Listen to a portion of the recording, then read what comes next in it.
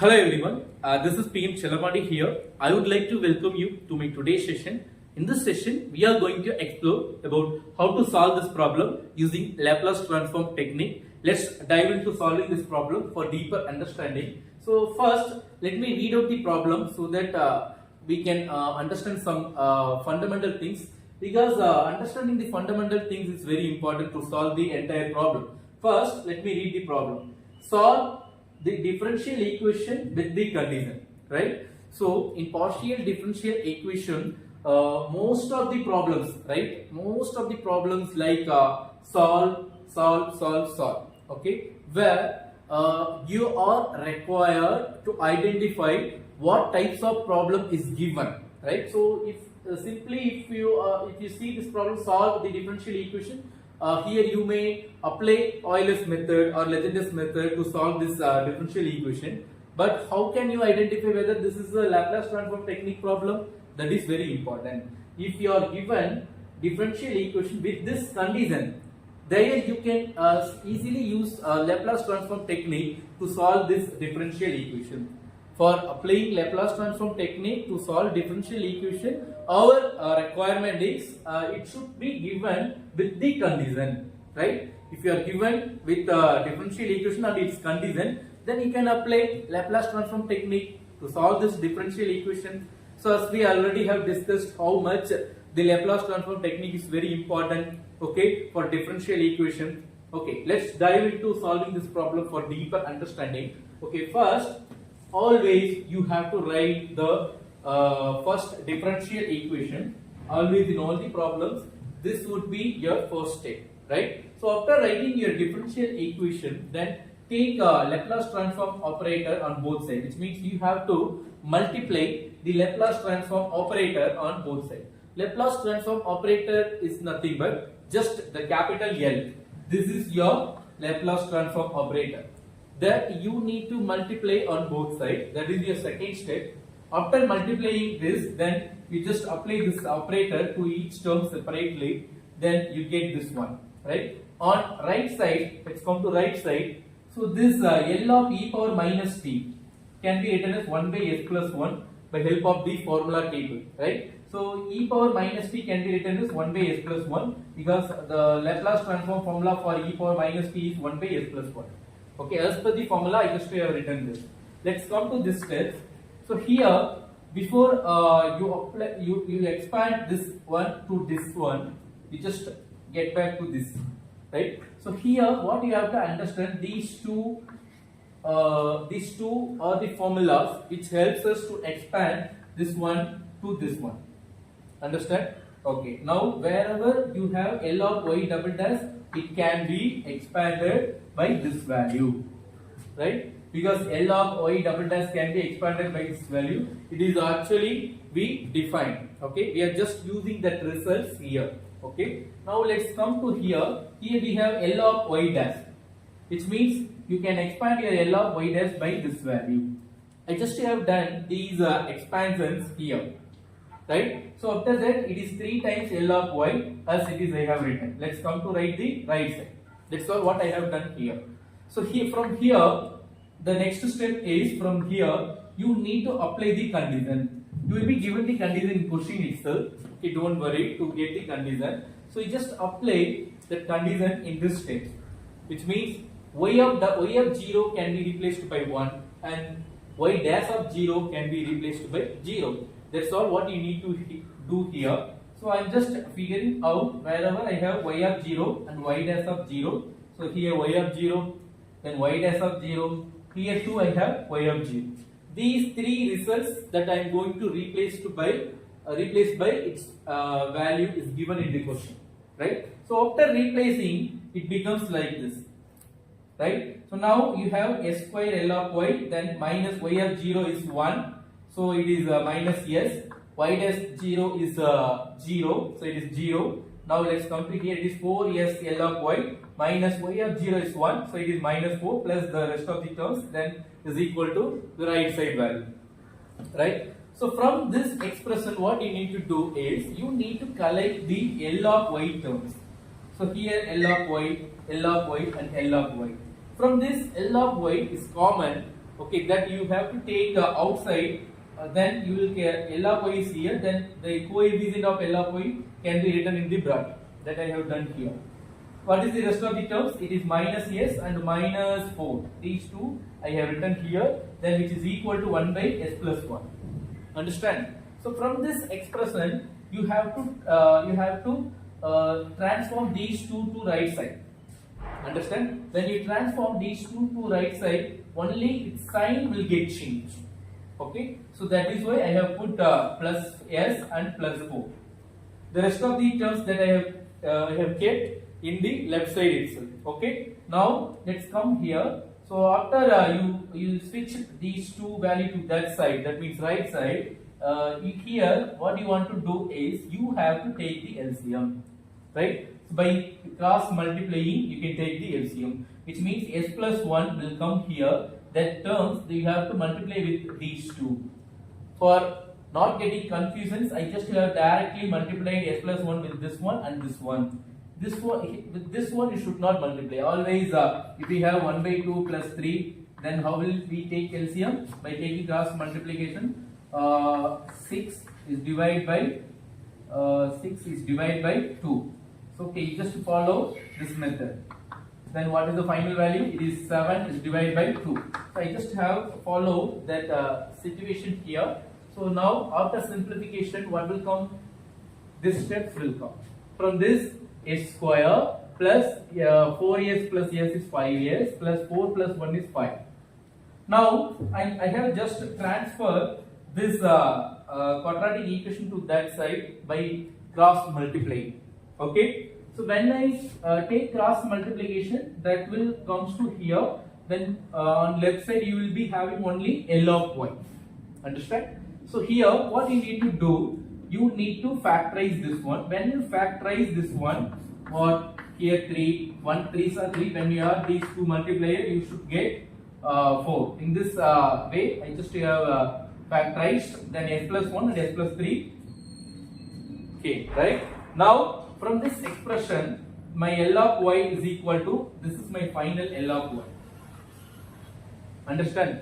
So far what we did, first we have written the differential equation, then we applied Laplace transform operator on both sides. After some simplification, we converted our differential equation in terms of algebraic form.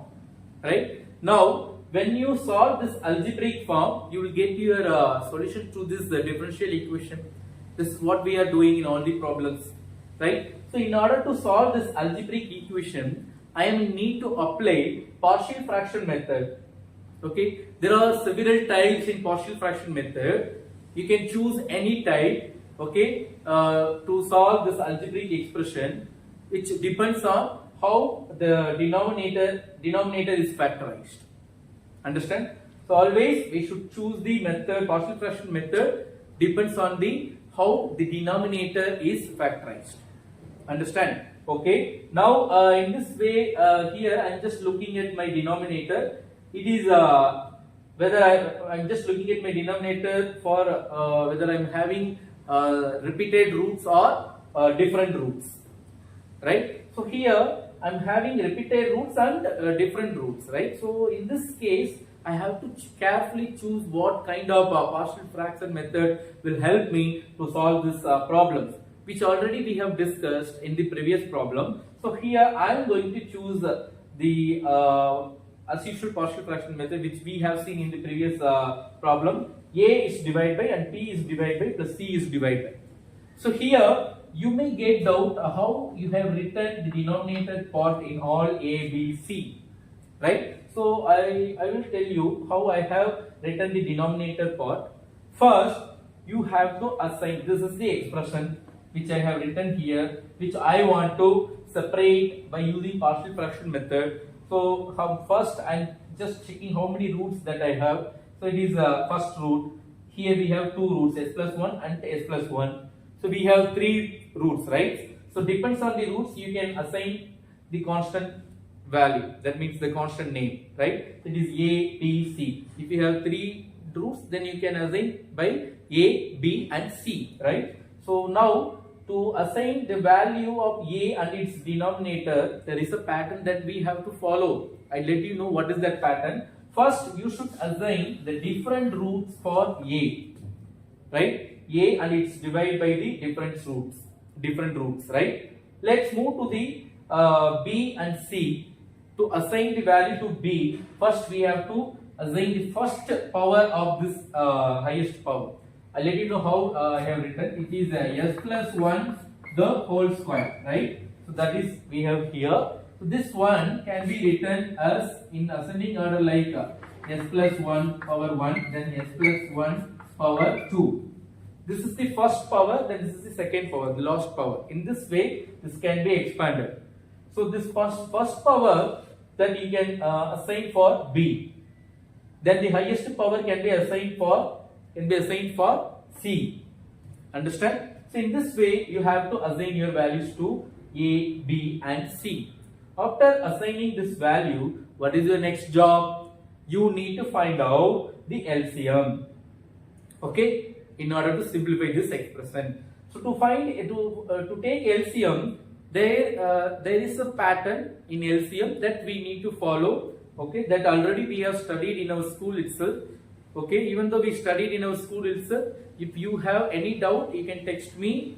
I will ready to help you at any time to clear this LCM concept, right? So now let's come to take LCM. First, we have to write the denomination part, as we have discussed in the previous problem. How will you write the denomination part? First, you have to write the different root in the denominator. Here s plus 3 is the different root that I have written first.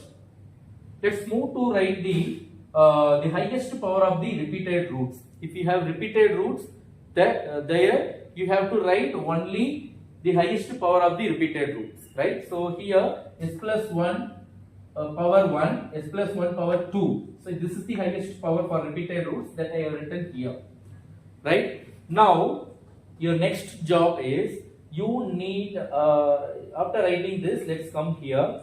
So here this is my denominator part. Let's get back to the previous step. In previous step, we have to equate all the denominator like this. Understand? In order to equate this denominator is equal to this one, so I'm just going to apply some mathematical concept. So here I have a is divided by I have s plus 3. I have only s plus 3. But actually what I should have here, I should have s plus 3 into s plus 1 the whole square. So what the term s plus 1 the whole square is missing here.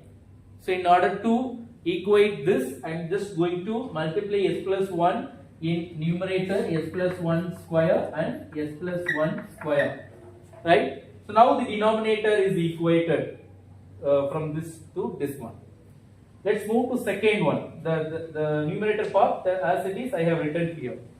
Let's move to the second one. In the second one, in the denominator I have s plus 1. But what actually we should have here? We should have s plus 1 the whole square and s plus 2, s plus 3.